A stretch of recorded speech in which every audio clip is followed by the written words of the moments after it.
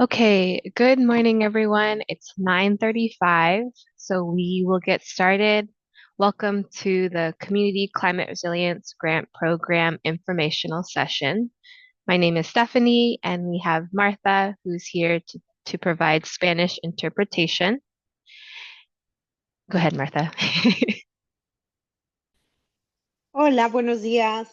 Solamente quería asegurarme si hay alguien que hable español. En la parte de abajo hay un icono que dice traducción o siéntase libre de poner en el chat y con mucho gusto para que pueda escuchar la interpretación al español. Gracias.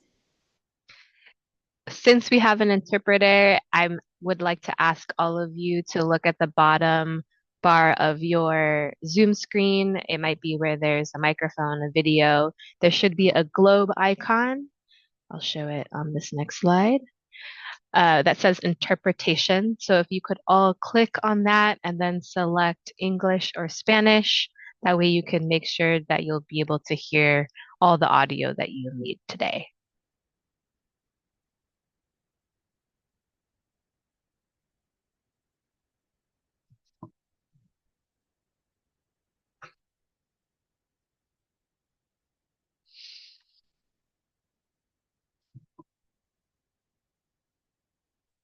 Okay, great. I think we have, don't have any folks in the waiting room.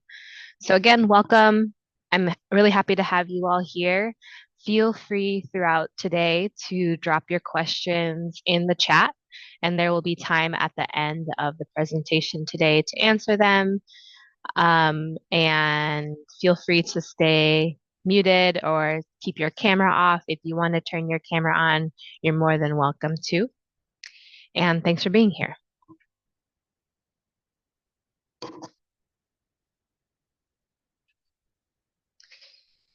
So this is what we'll go over today. I'll share a little bit about myself, a brief overview of the Strategic Climate Action Plan from King County, as well as the Sustainable and Resilient Frontline Communities framework that is setting the stage for the focus areas for this grant.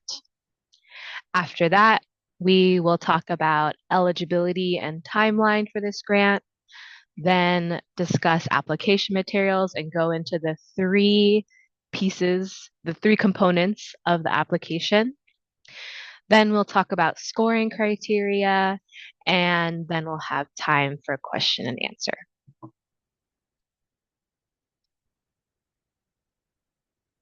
Okay, so again, hi everyone, Stephanie Ung, any pronouns are good. I work for King County in the Executive Climate Office, and I'm the Climate Equity Training and Grants Coordinator. And I just started in February of 2025. And prior to this, I was the co-executive director of Kamai Community of Seattle King County. So really familiar with applying for grants, doing the administrative side, managing them, turning money into projects that benefit our communities. And my other background is in youth development and multicultural and environmental education. So I hope to bring those experiences to my experience coordinating this grant. So my hope is to make this process as seamless and smooth for applicants as well as grantees. Just to start off, so this grant, the Community Climate Resilience Grant, this is the second round of funding. And what has really set the stage for the sustainable and resilient frontline communities is this group of folks pictured on here, some of them. This is the Climate Equity Community Task Force, a photo of the original members, and they really worked together to push the county to draft a framework that centered frontline communities. And their vision, which is on the slide, is that frontline communities are centered in developing climate solutions and have the knowledge, skills, resources, capacity, and political capital to equitably adapt, lead, and thrive in a changing climate. In other words, their vision is to support frontline communities that are the most overburdened and disadvantaged by climate injustice and climate degradation, those negative impacts that climate change is having on our communities, and building the capacity and ability for those communities to respond. And so that's exactly what the Community Climate Resilience Grant is focused on. It's meant to use money directly and investing that into communities to support their visions of climate solutions, or y'all's visions of climate solutions, and that you know best in your communities. So I just wanted to always acknowledge where this comes from.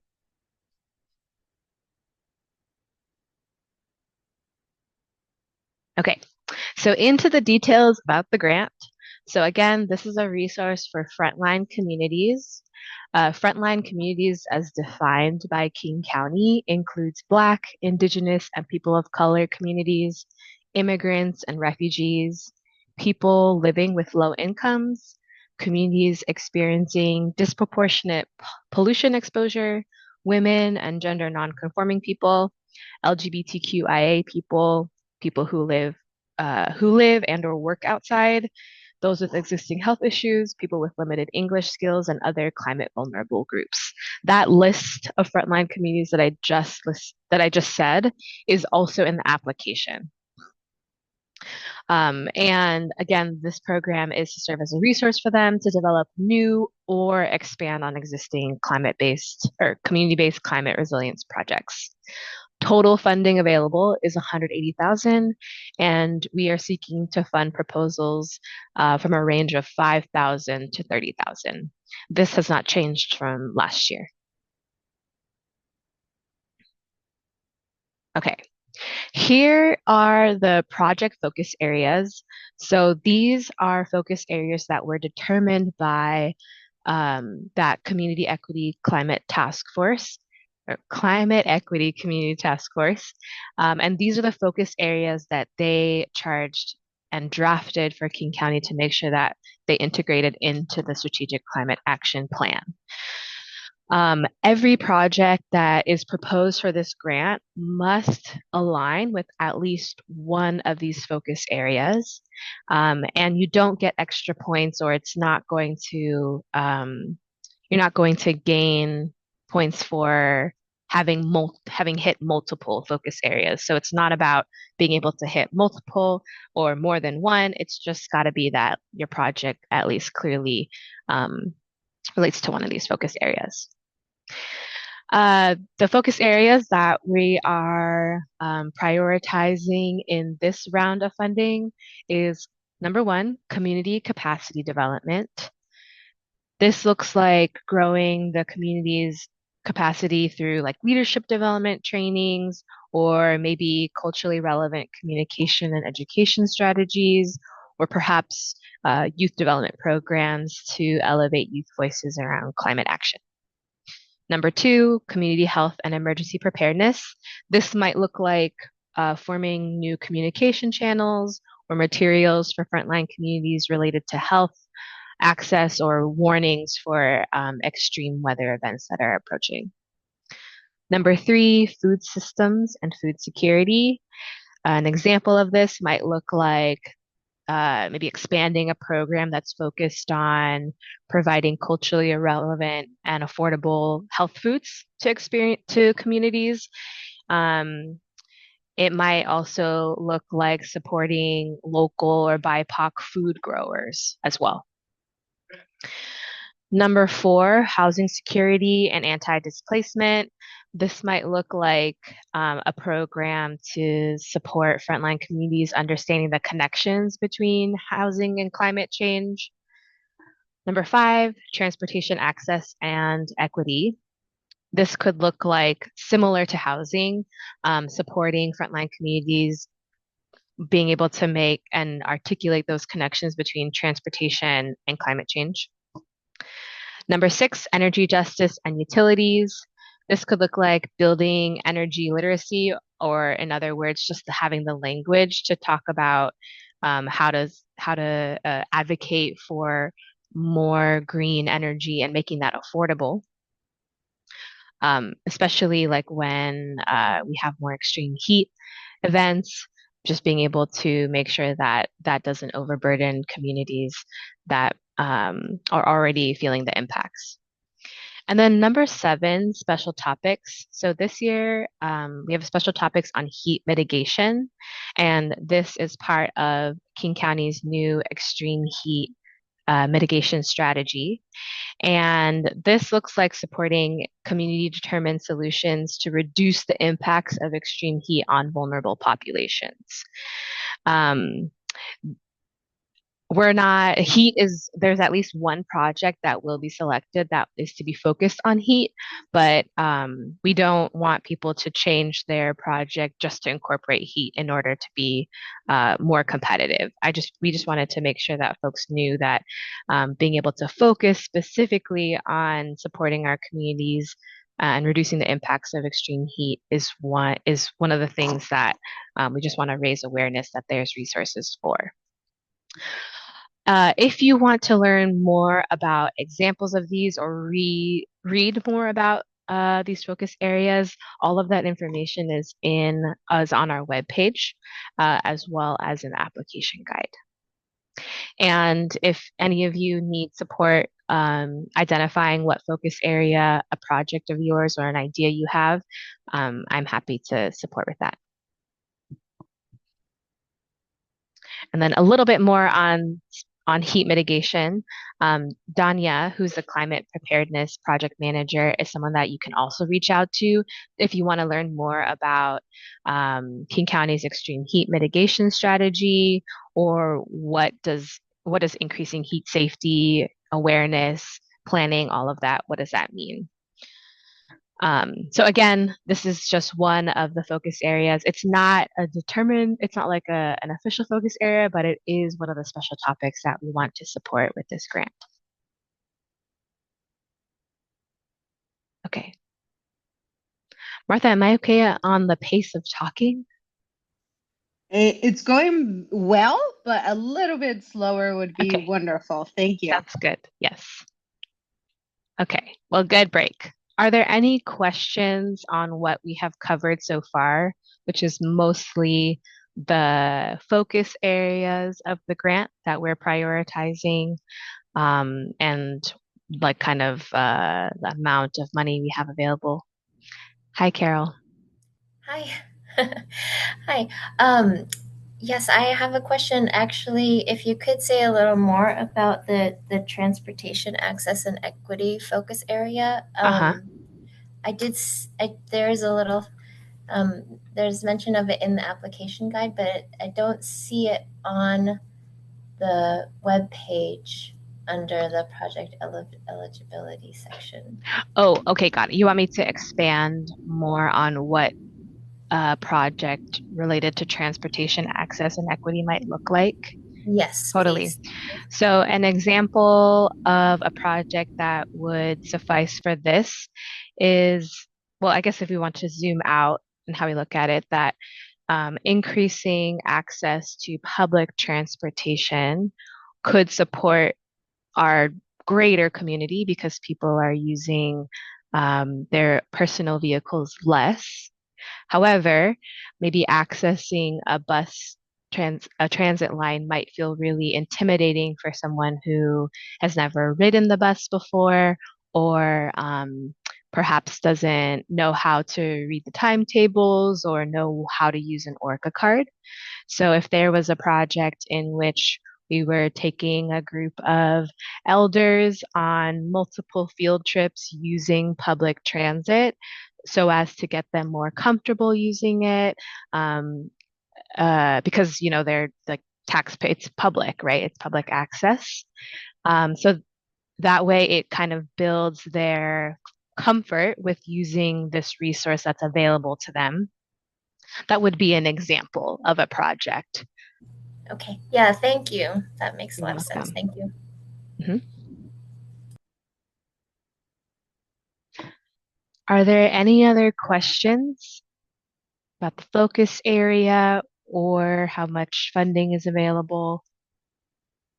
Next, we will talk about eligibility and timelines and scoring criteria.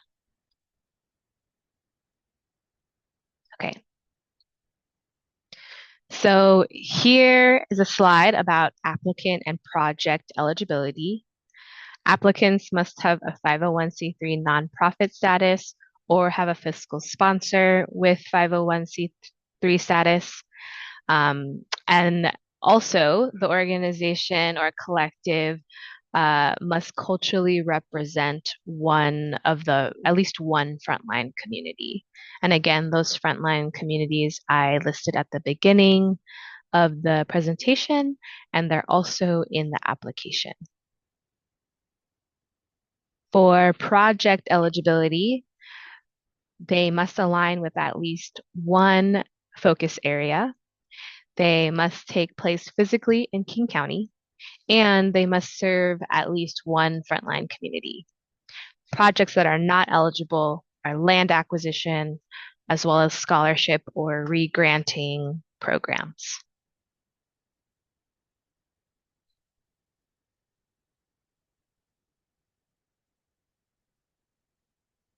This slide is a visual of the grant timeline. As you can see, this says March 27th, but today is April 3rd. This was a rescheduled session.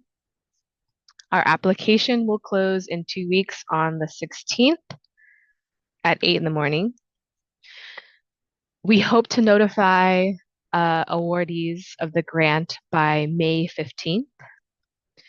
Projects are to start in June, as well as having a grantee orientation so that we can go over all the logistics around having a grant agreement with King County and the Executive Climate Office. And then from July through September, my hope is to have a check-in meeting or a site visit with all the grantees. This is flexible based on the preference and the capacity of the grantee.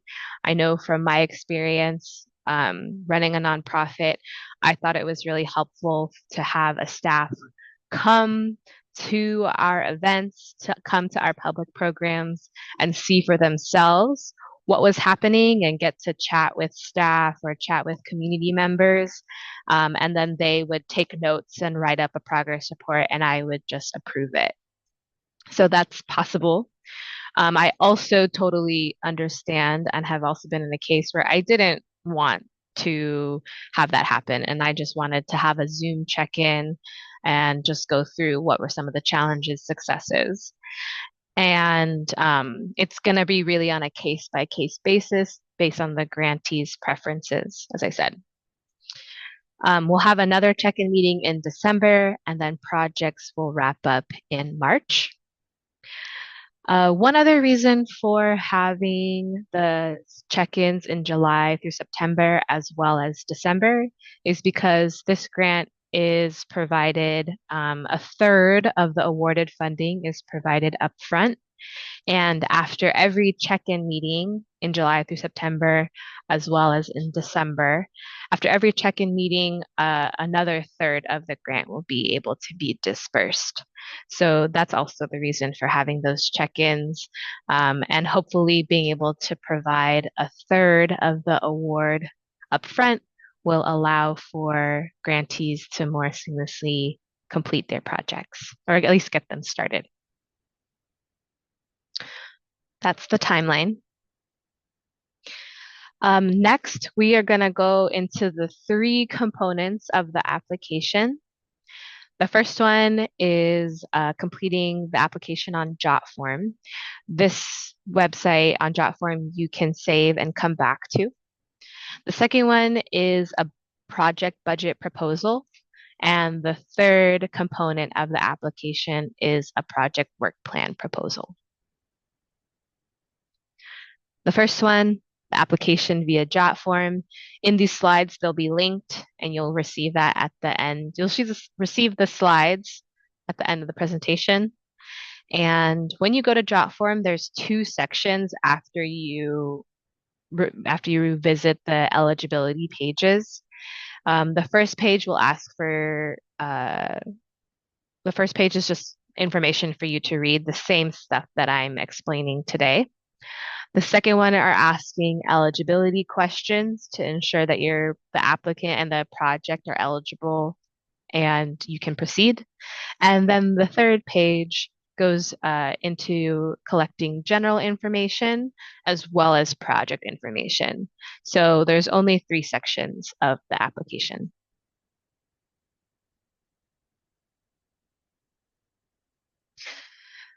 This is going into the budget proposal plus a very short narrative that the application is asking. This budget proposal helps you lay out what are all the different expenses that you'll need for this project that should amount to the amount of money that you're asking for. Along with this proposal, the application also asks for you to briefly describe why each of these expenses are necessary to the success of your project. So this is on, I believe, an Excel document that you'll be able to edit and use, and then you'll upload it to JotForm.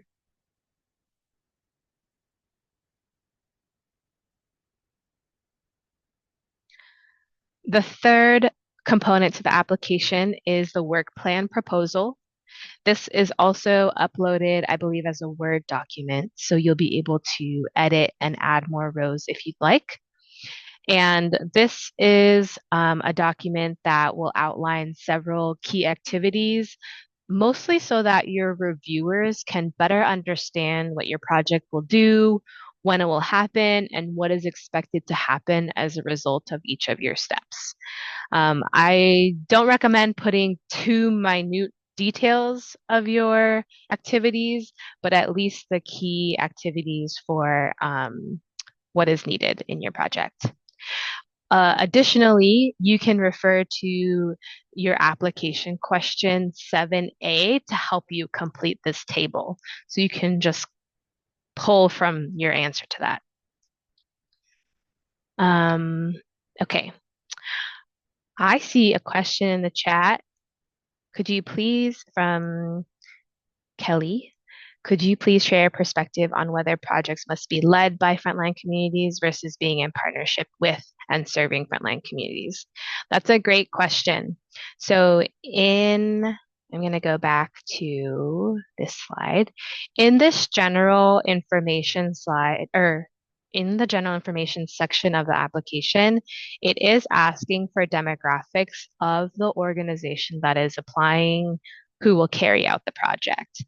And reviewers will be prioritizing applications that are led by an organization or a collective that is culturally representative of the folks who they are serving. So I'm not going to say the projects must be led by frontline communities, but that is prioritized, and I can go into more detail in the scoring criteria. I hope that wasn't like a vague government answer. No, that's great. Thank you so much. Okay. Okay, I think going over into the work plan. So here's the scoring criteria. So there are four criterion that the reviewers will be reading for when they're reviewing applications. The first one is frontline community representation. And the question that the reviewers will be asked and asking themselves as they are reading is, how well are frontline communities represented in the organization, the project's target audience, and at various stages of the project? You'll see underneath this question on the slide, there is consider, and then it has general 11, 12, 13, project 3 and 4. I can do a laser pointer right here in this area. So what that is referring to, and this is available for all applicants as well as the reviewers. What this refers to is the application number that the reviewers will be looking at in order to answer this question. So that way, as you're writing your grants, you can refer to the rubric or the criteria and ensure that your answer to that application question that, yeah, a reviewer would be able to look at your answers and kind of answer this question. Okay, so that's frontline community representation. The second one is project clarity. Oh, I can turn off this laser pointer. Project clarity. How clear are the project's activities and outcomes? How clearly is the project connected to a sustainable and resilient frontline communities focus area, as well as the priorities, values, social issues, needs, or lived experiences of the frontline communities being served? This is really just about how clear is the project and how clear is it that it is meeting a need or a priority in a frontline community. The third criterion is the budget. So reviewers will be looking at the budget and asking how reasonable and feasible is the budget, and how well does the budget narrative explain how the line items will be used and how they're essential to the project's success. And then the last criterion that they're looking at is the work plan, asking how clear are the key activities of the project and how feasible is the timeline of the work plan? How clear and measurable are the expected outcomes? Again, this rubric is available on our website for you to reference while you are writing. It is the same rubric that the reviewers will have when they're reviewing your applications. Okay. I see a question from Jennifer. Hello, we are looking for food bank funding. Currently, our clients are primarily BIPOC community members, with most classified as low or extremely low income. It sounds like we would need to drill down further than just operations funding. Great question, Jennifer. Yes, it would be more specific of how are you going to engage your community members? What would they be doing in addition to maybe receiving food from the food bank? So a specific project. Yes. And then question from David, 2 questions. Number 1, how many awards do you intend to give? So that will really depend on the amount of money that applications are asking for. So we will do the ranking. After we do the review and ranking, we will award money until it runs out. There's 180,000. The maximum that we would award is 30,000. So if all the grants that were at the top and that were selected and recommended by the review committee were asking for 30,000, then that would be 6 projects. But if folks are asking for less, it might be more projects. And 2, do you have technical assistance keeping in mind the quick turnaround? We are not providing technical assistance like in order to read applications at this time. However, if you would like to chat about your idea prior to writing it, I'm happy to make myself available for that. Thank you.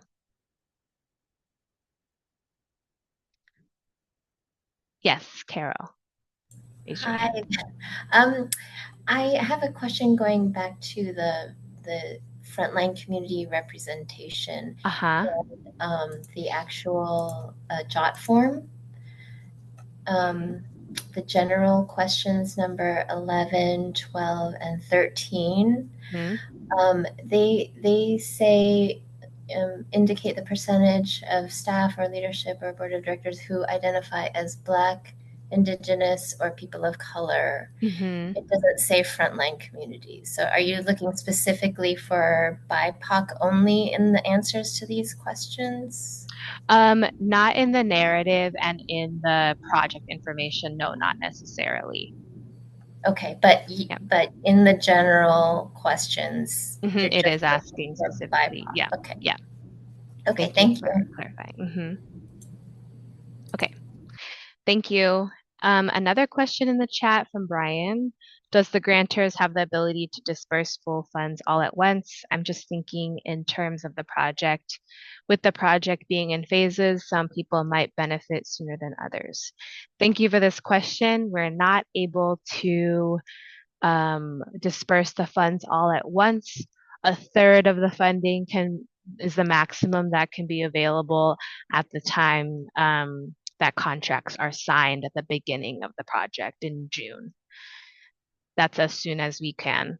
However, if progress is made in the project and people want to check in earlier and share how they've spent the first third and would like to get the remainder of the money sooner, we can schedule our check-in and progress reports sooner than the timeline that I had stated. And then Leah, thanks, Leah. Thanks for all of this, Stephanie. For folks who want technical assistance, feel free to reach out to us, the UW Center for Environmental Health Equity, or to Leah Wood, the Community Outreach Manager. We are a free environmental justice technical assistance center and supporting community-based organizations and tribes, and can help with outlining, talking through ideas, or reviewing drafts before you submit. Thank you so much for offering that, Leah, explicitly. Great. So David, that's in answer to your question. King County won't provide technical assistance, but Leah is offering through the UW Center for Environmental Health Equity that they may be able to. Great. Okay, thanks everyone for putting questions, either saying them aloud or in the chat. It's awesome. The last thing I want to share with you all, in case it's interesting, is the review process. I added this in last minute because in a previous session people were asking. So there will actually be 5 King County staff across various departments, including the Executive Climate Office, Public Health, the Office of Equity, Race, and Social Justice, as well as Metro Transit. And then we will have 5 community members. We're not recruiting now, so I forgot to change that one. We are choosing 5 community members. Some are from the Climate Equity Community Task Force, and others have been recruited elsewhere in the community. And the group of them will be scoring your applications between April 17th and May 5th, so that we may notify by May 15th. Okay, we have reached the end of what I have presented, and I'm willing to stay on if people have any more questions. We started at 9:35, it's 10:08 now. So that was awesome to get through all that. Please feel free to unmute yourself or put it in the chat if you have a question. You can also email me or text me or call. And Leah, I'll include your information in sending up a follow-up email with everyone with the slides as well as the recording. Thank you.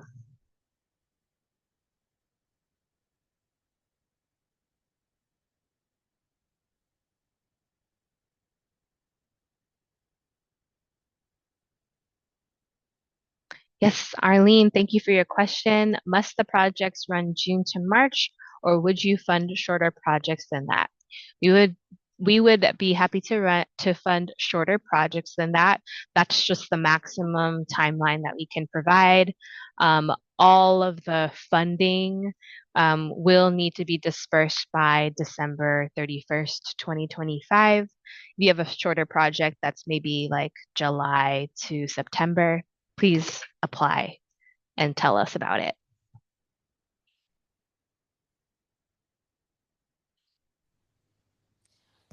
If there are not questions from the larger group, I would love if I could talk to you separately about the 2 projects that we have in mind to see what would be more in alignment with the grant. Okay, Arlene, would you like to stay on, or do you want to set up time? Oh, I could totally stay on once Okay. people are done, if there's still time within the allotted, time. Yes, Yeah. sounds great. Okay, thank you. Rebecca, for 2024 grantees who are reapplying to build on our previous work, should we assume that reviewers are not familiar with our prior project? Just wondering how to prioritize limited application space. Thank you so much, Rebecca, for sharing this. You should assume that reviewers are not familiar with your prior project. Um, and when you're writing, you don't need to go into too much depth of what that prior project was.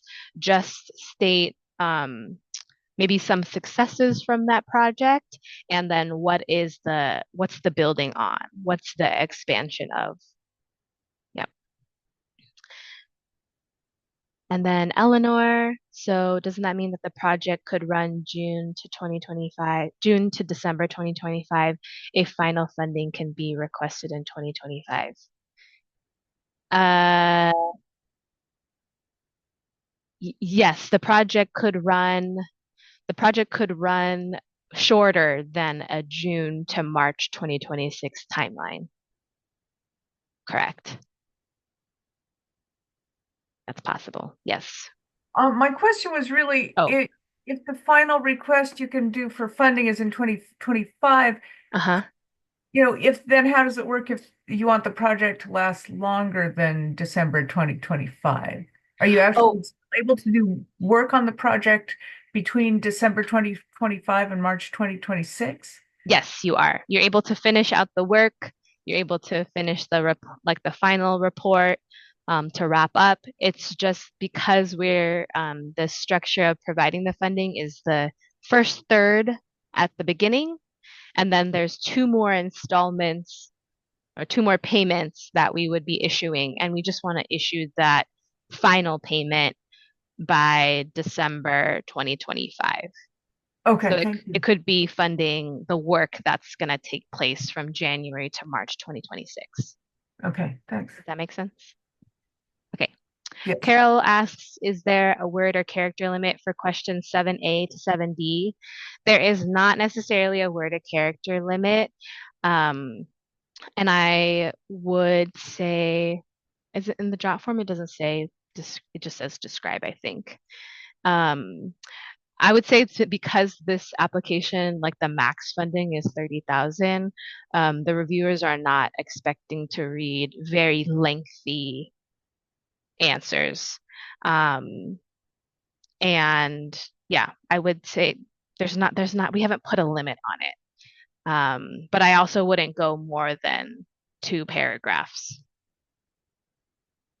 Thanks, Carol. I will make sure to write that down to be more specific in like character limits and so people have a better estimation of length. I'll make notes for next time. Thank you.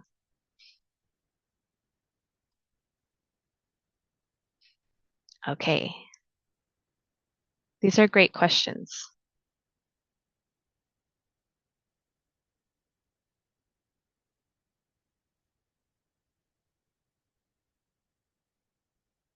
Are there any other questions?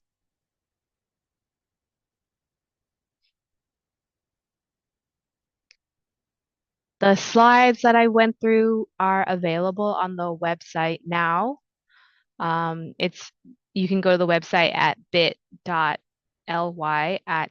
County CCR grants, and that's where you can find a recording of last week's info session, as well as the slide deck that I used today that has links to all of the application components and the scoring criteria.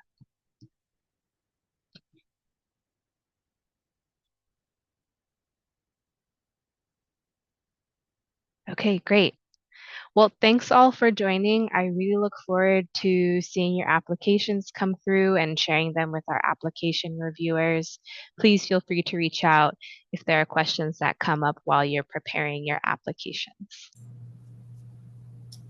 Thank you, Stephanie. Stephanie, there's a quick question Thank you from so much. Yes. Gloria, Uh-huh. and her Very question is, informative. Thank you. would you be willing to send the applications? That's what she's asking. Oh, like a link to the application and the application materials?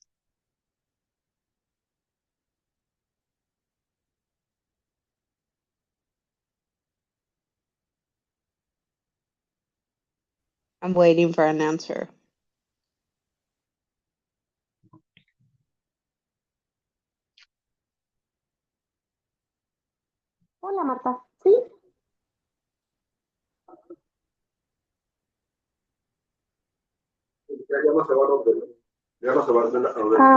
No, me refería a que si la aplicación como de esa beca la mandan por correo.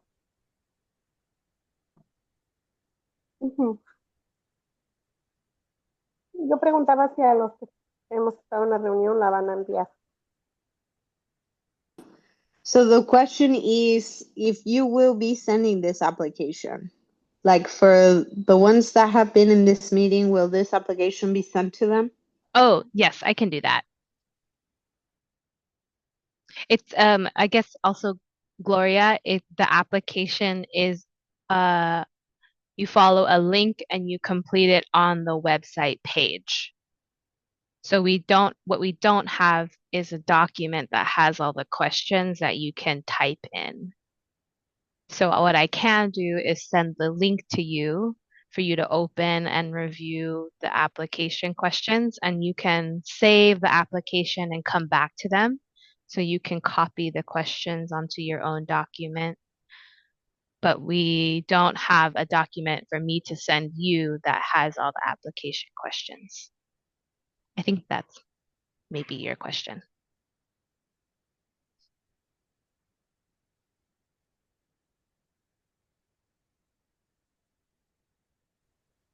I'm waiting to hear back. It's okay.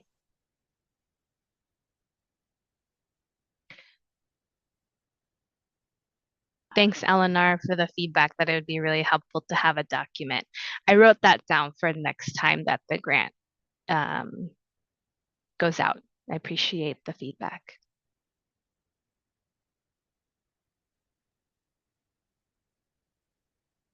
She said thank you.